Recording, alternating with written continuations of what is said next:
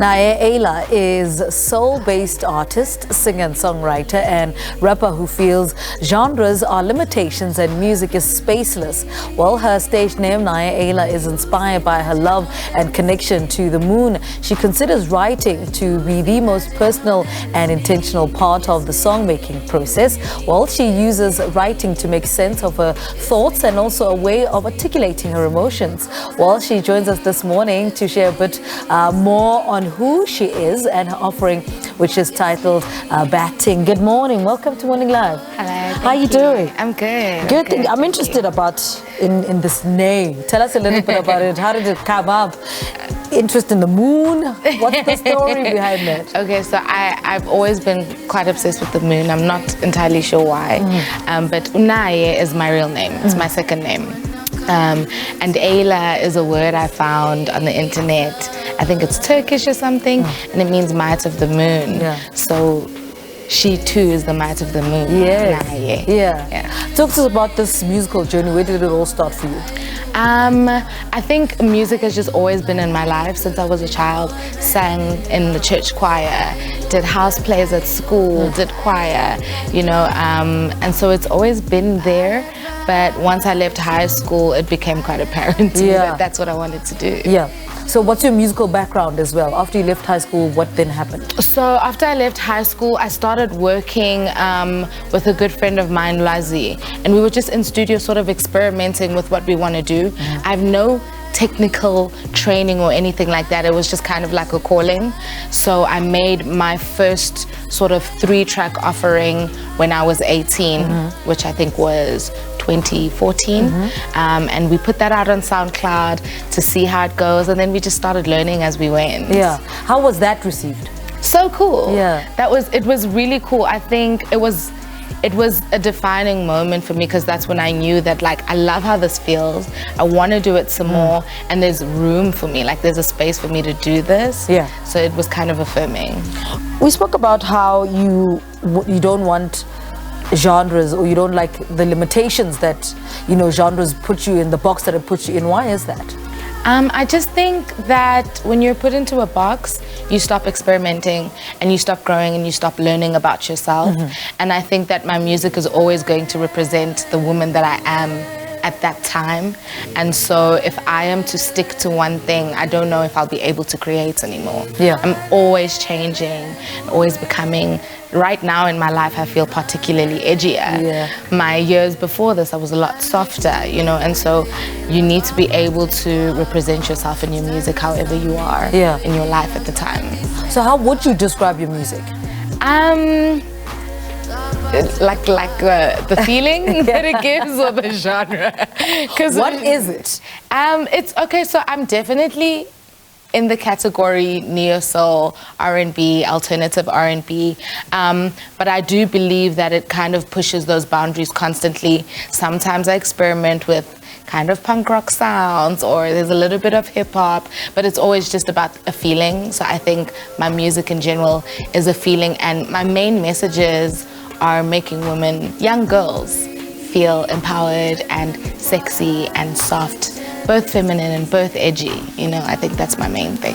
Talk to us about your song-making process. What does that entail? What does it even look like? It's kind of all over the place.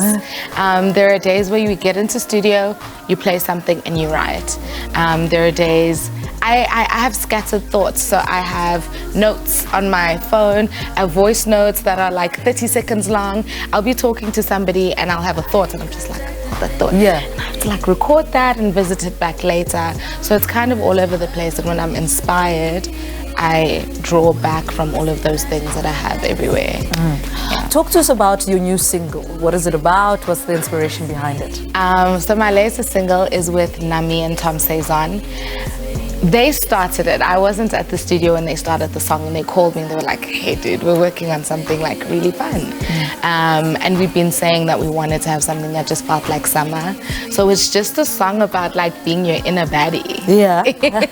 You know, it's really fun. It was just supposed to be very playful, very flirtatious, and that's why it's called Ting. And how was that? How was that experience? Really cool. I think being able to work with my friends is such a blessing because we have grown with each other and we are able to push each other to our new levels of exploration because we've just been making music together for so long.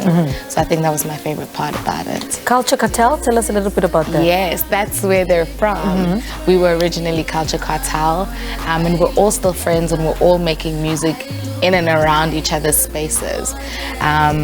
I met them at an event in Pretoria. I was performing before they had just formed before they met me. I think they did one gig, and they saw me perform, and Una came to me and he was like, dude, we all have to link up. And they played for me for a YFM event performance that I was preparing for, and it was just kind of set in stone after that. Yeah. Now, the last album you worked on was Every Feeling. Are you working on anything now at the moment? I am, but I'm producing now. And so I'm trying to get into the flow of that and really get to the point where I'm able to offer at least skeletons of my own pure raw ideas. And I think once I've managed to do that, then we can expect another project. Yeah. What's been the highlight of this journey though? Being able to prove myself right constantly and to wow myself and being given the opportunity to change. I think like I get very bored. And so being in this career allows me to chameleon, you know, and to push myself and to wear different hats. And that's really the most fun thing for me. It's like, who am I going to be tomorrow? Yeah. What is music according to you? It's a feeling. Yeah. It's a feeling.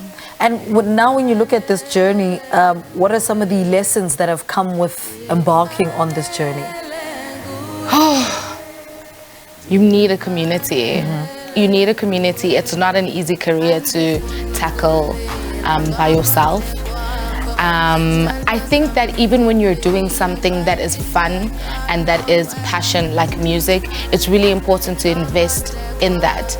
Learn an instrument, go to school if you feel you want to learn music theory, like take it seriously. Go to vocal lessons to strengthen your voice because that's the muscle that's going to like keep you going for the rest of your career. You have to invest in it. It is fun, but it's also something you have to continue to pursue and learn about and grow for.